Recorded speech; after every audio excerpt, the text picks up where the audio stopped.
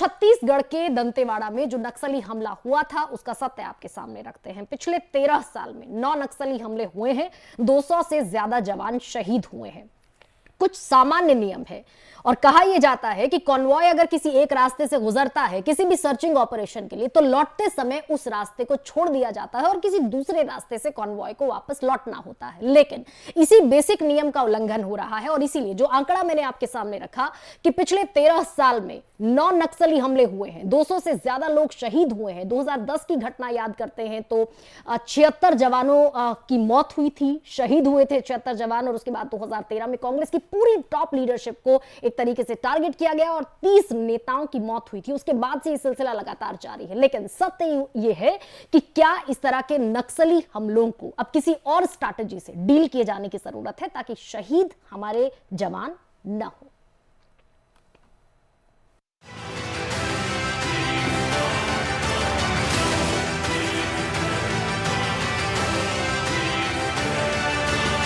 गोलियों की आवाज और ब्लास्ट का वीडियो। ये वीडियो ठीक उस वक्त का है जब छत्तीसगढ़ के दंतेवाड़ा के अरनपुर मार्ग पर नक्सली हमला चल रहा था।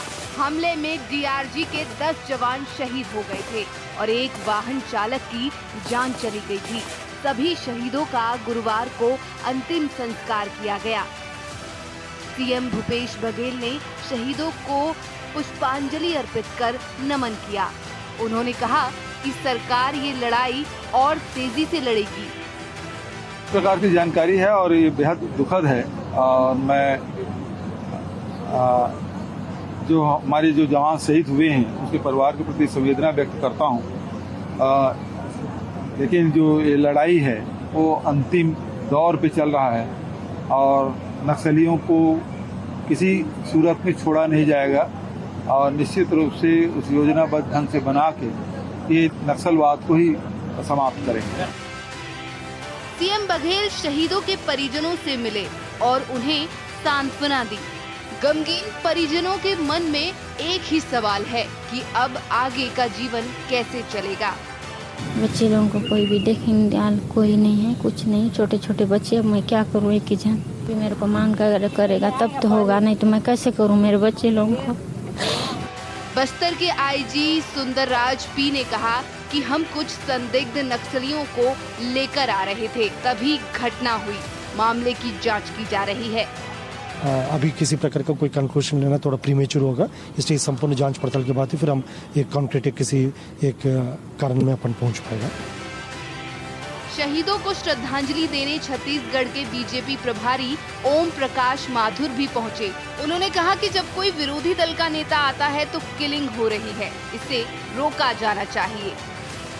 मैं मेरी ओर से, संपूर्ण पार्टी की ओर से, छत्तीसगढ़ यूनिट की ओर से शहीदों को नमन श्रद्धांजलि अर्पित करता हूं और इसके साथ ही जिस प्रकार से इन्होंने इस क्षेत्र की रक्षा के लिए अपनी कुर्बानी दी है, ये अमर रहेंगे।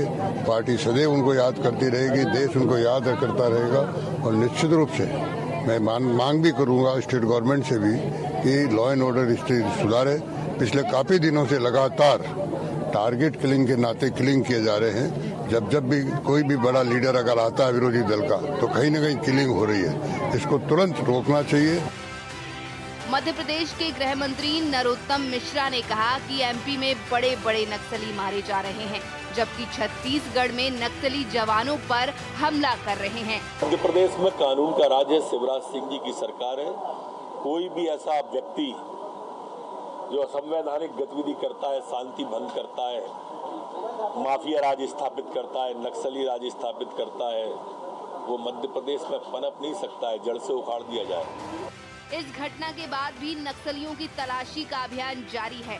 सूचना मिलने पर एसटीएफ ने बीजापुर के नेशनल पार्क एरिया में छापा मारा, जहां नक्सली कमेटी प्रभारी दिलीप बेजड़ा समेत करीब 25 नक्सलियों के कैंप में होने की जानकारी मिली थी।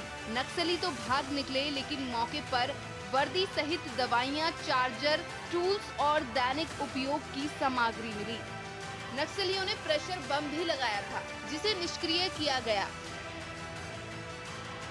इतना सब होने के बाद भी नक्सलियों ने फिर नारायणपुर में गड्ढा खोदकर सड़क ब्लास्ट कर दिया और बैनर टांग दिया।